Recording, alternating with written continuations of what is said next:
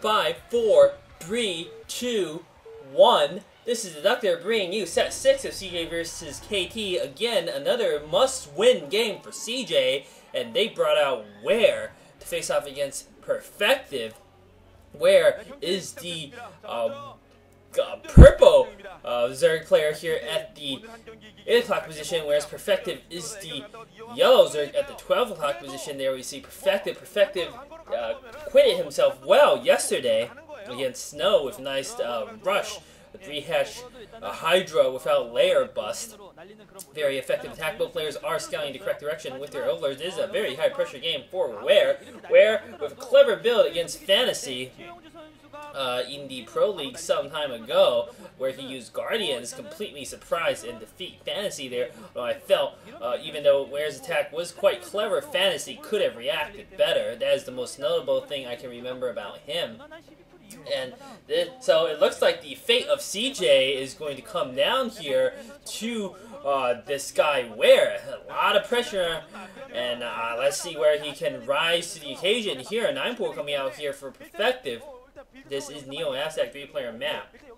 Zerg players do quite well on this map generally, so it is unsurprising to see a ZVZ here, although ZVPs are also quite common. This is the second mirror matchup of the 2-day series so far. So, first one being Flash vs Sky High, of course. Now we see potentially a 12-hatch coming out here, or if it's a 12-hatch, ooh, this is ugly. 12-hatch coming out for Where versus a 9-pool. In theory, Perfective should win based on the build order advantage. If he were wise, he would immediately morph those Zerglings, and he, with the scouting information, is going to be able to do that. He's got his Overlord in position, and if he sees the natural hatchery, he will basically win the game. It should be very difficult for him to lose, whereas Perfective not going to have quite the same advantage in terms of his scout. His scout is going to be a bit delayed to see the 9-pool, and this is just a quirk of the map. Luck really playing a huge role, not only in their initial build orders, but see how Perfective has seen the information he needs to much earlier than Where. Whereas Where, he is going to see the 9-pool belatedly so. He's not even going to see these Zerglings coming out here. So, I honestly am not quite sure what Where can do. He's going to have to micro out of his mind with his drones if he wants to win this for CJ. Somehow he needs to hold off these 6 Zerglings, and 2 more Zerglings coming out, 8 Zerglings, with just drones alone, and I just don't see how he's going to be able to do this. These Zerglings are going to be able to pick away at the hatchery here. I wonder what Perfective has opted to use his early gas for. Almost certainly, I would imagine he wants to use it for Zergling speed. These Zerglings are already killing the hatchery down to half health. Now some Zerglings working on the hatchery, some going to attack the drones. One of the Zerglings go down, but drones are starting to die now. 3 drones go down, and the hatchery almost dead. Perfective has the clear advantage at this point. Where is desperately trying to save his own hatchery, but Perfective does not care. He's going to finish off the hatchery, take an insurmountable lead, I feel, at this point. He's killed 4 or 5 drones, finish off the hatchery, and he has gas enough probably for his lair. And yeah, he's in the worst case scenario, he can morph Sunken Colony to defend his main base. Losing these 2 Zerglings there in the retreat is not going to bother him. His lair's already finished. Where has no choice but to put down Evolution Chamber. He is actually going to put down his hatchery again at the natural. Ugh. He's doubling down on this economic strategy, betting that Perfective will not try for some sort of aggressive meatless push, but I think that is the very big mistake here. I mean, the Spires are already morphing, and Perfective needs to, well, actually, Perfective doesn't need to do much. I was going to say he needs to, try to do some more damage here, but in my opinion, actually, he doesn't need to do any more damage. He can wait. Is Where, who he can't really do any damage. He can't really go on the offensive. Perfective can defend comfortably. Necessary, he also has speedlings, whereas Where is certainly not. With speed, he's not even going to be able to mine gas for some time. He needs to be able to get his evolution chamber up and some spore colonies to survive. Notice that Perfective has not morphed a Sunken there when he sees that there is no real threat for counterattack. Still wise to build the initial creep colony, you never know. It'd be silly to lose the game after such a great advantage early on. Now we see Zergling Assault here coming in from Perfective. He's going to trade a lot of his Zerglings there, but his Speedlings are going to be able to run circles around the slow Zerglings, and now he's got the Zerglings into the main here. He's going to be able to work on these drones and do his best to disrupt mining for as long as possible. Buying some more time until his Mulus come out. He's going to try to delay the Evolution Chamber. It looks like that is what he's trying to do. That drone morphing into Evolution Chamber, but it is going to be too late. Where is not going to have Spore Colonies out in time to defend. Mulus will come. They can just finish off the drones. There is literally nothing that nothing that Ware can do to stop these Mulus from attacking his drones, I feel. He might actually have spores sort of out in time. Oh, actually, I guess the so literally was obviously the incorrect word to use at that time. Hence why I say it's always dangerous to use that word. But regardless, Perfective is going to be able to defend comfortably with that Sunken and with his Zerglings. He needs to be a bit careful, though, and not lose a drone like that. Still, he is going to be fine. That Sunken with these Mulus going to allow him to defend. A second drone going down. Nice little attack by Ware. 2 drones getting taken out, so he is actually making a slight comeback in this game. I still don't think it matters, though, because Perfective has Mulus, and he can just send a few Zerglings to the front to clear out that Spore Colony. Once he clears that out, he can take down the natural yet again. I really do not know why Ware put the hatchery down at the natural position, and he can't really defend it, I fear. And that Spore Colony already took a few hits. Now Ware is going to be able to build a few Zerglings here to help defend the front. They also have speed, so that is going to help. So Ware is actually coming back a bit in this game, but Perfective still has a very, very clear lead. I mean, Ware is not even close to being able to get his lair, it looks like. He's not mining gas from what I can see. These Mulus trying to go in to pick off a drone, not quite succeeding there. Ware is going to be able to, again, hold out for a little bit. But Perfective, perhaps realizing that it is difficult to break the defenses, is going to put down an expansion of his own. Ware perhaps is going to use this opportunity to try to drone up as best he can. Not really too much else he can do. Hatchery going down with the natural for Perfective. So Perfective is just going to be content to mass up his Air Force, get some more gas, mass up an unbeatable Mulus army, and then win the game that way. Whereas Ware will need a lot to catch up here. I just don't think he'll ever be able to equal Perfective in the air, so unless he has much better Mulus Scourge control, there is still no chance of Ware winning this game. Perfective also drone up in his main base there. It looks like he's spent this opportunity, taken this opportunity rather to build what economy he can. Well, actually, I mean, honestly, if Perfective wants to build like another 10 drones, he can get away with that, no problem.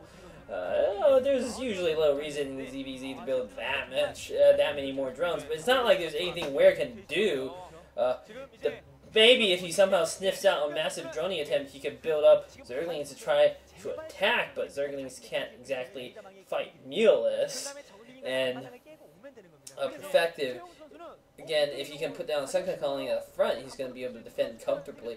It is still interesting to note that their players still won't go for like an overwhelming economic advantage, something like 10 extra drones, when I feel they really have the opportunity to do that if they wanted to. Still not mining gas. I mean, this is how far behind Ware is in terms of his economy and his tech. He's building quite a few more drones, it looks like, to help mine more minerals, and going to put down more creep colonies and get spores to defend. Now he's starting to mine gas. Way later, it looks like then. Perfective here. Perfective is going to put down a creep colony at the front to help defend. Get that morphed into a Sunken there. Quite a few drones coming out, I have to say, for Ware. He's actually possibly has more drones than Perfective does at this point. Ware really taking... wow. I guess there's not too much you can do except for, go for the bold maneuvers. getting a lot more drones is actually a pretty good move here. Perfective seems almost a little too passive, a little too sure of victory. I still think he has like a 99% chance of winning at this point. But he would be wise to try to go in and snipe some drones or something sooner rather than later. I mean, Perfective is right now still vastly ahead technologically and in terms of his Air Force, but Ware is morphing a lot of drones. Now we see the Milas coming in to start picking away at the drones there, and that second creep colony gonna morph into a spore. These Milas actually fighting against the spore are gonna be able to pick it off, it looks like. Nice work by the Milas picking off that spore colony. Well done. Notice how many salvos it took to kill it. Spore colony were up. Milas would have suffered quite a few losses. Now these Zerglings coming, some splitting off to try to attack the Sunken, some to kill a single drone there, but again, not going to be any sort of critical damage. Perfective, not going to mind that too much. Whereas Ware, surely, with his layer finished now, maybe is thinking about putting down his own Spire. Now, Ware coming in for another attack with his Zerglings at the front. It looks like he is going to overwhelm Perfective's ground forces here, but Perfective still has a Sunken in his main. Perfective coming in with his Milas to pick away at the Spore Colonies. He wants to finish this game by just knocking out the static defenses here at great cost to himself. Ware's attack in the main there, not going to amount to too much, and we can see Ware building a lot of defenses there at the natural. He's putting down enough, 2 more spore colonies it looks like, but Perfective has such a strong air force that he's going to be able to just power past these defenses, it looks like, and he's going to take out everything at the natural base. Well done, I have to say, by Perfective. He's built just too strong militarily to stop. I mean, this is the difference in your 9 pool versus 12 hatch build. It is supposed to be a build order once you finish off the first hatchery and kill some more drones. There is almost nothing the opposing player can do to come back from this. And what's more, Ware had the misfortune of having his Spire morph in his natural base. Ware's refusing to give up at this game, even though it looks more hopeless by the second here. And I would not blame Perfective if he wanted to do some sort of BM at this point. Maybe build a hatchery right here in the natural. Once he kills this off, he's got a dozen Milas at the minimum, probably more than that. And yeah, he's going to be able to finish off that hatchery. No, he doesn't even want to finish it off. Now he's brought in Zerglings and Milas. There is nothing that can actually fight back against the Zerglings here. And, oh, that Sunken Colony, I mean, that Spore Colony popping so quickly. Combination of Milas, Zergling, going to be able to finish everything off here. It looks like the main Perfective. Going to take this game. KT winning 2-0 in series over CJ. That's actually quite humiliating for such a strong team as CJ. I don't know why there is no GG yet. Maybe Ware is just so devastating in his booth that he is incapable of GGing. I hope he doesn't actually get eliminated. Okay, GG finally coming from Ware. Build order loss. He doesn't actually look too bad there for Ware, but Perfective looking pleased with himself. KT advancing to the grand finals of the Pro League. Very impressive. That is going to be one epic series. I mean, these 2 days were already incredible with so many great games, but we know Pro League Grand Finals will be certainly beyond my wildest dreams, perhaps the wildest dreams of the viewers too. Who knows? Thank you for watching.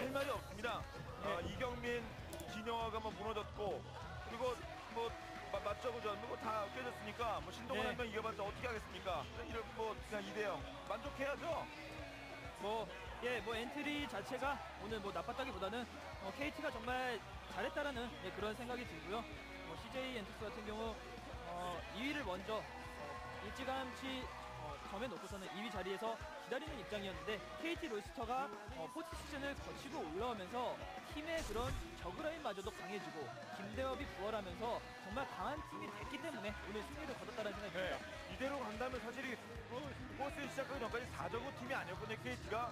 그리고 SK텔레콤도 뭐 CJ는 거기서 거기 아닙니까? 거기도 김태경, 도재호. 그렇죠. 오늘 어차피 뭐 정명훈 이제 이용호 있고, 야, 이러면 이거 KT가 장난 아닌데요? 네, SK 역시도 오늘 경기 보면서 이야 정말 KT가 실력이 일취월장하고 있구나 이런 네. 생각을 받았을 것이고요. 현재 KT를 이기기 위해서는 팀 내에 정말 좋은 기량을 가진 테란이 3명 정도가 있어야 편하게 생각할 수 있을 것 같습니다. 네. 프로토스는 한 명의 카드인데 야 진짜 전반적으로 저가 넘어가다 보니까 KT 가면 갈수록 강해지네.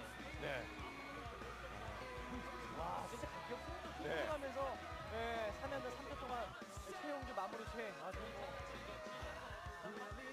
김대엽도 6강 플레이오프 뭐 지고 이럴 때 KT 네. 역시 이럴 줄 알았다. 김대엽마저 저거는 그냥 뭐 전멸.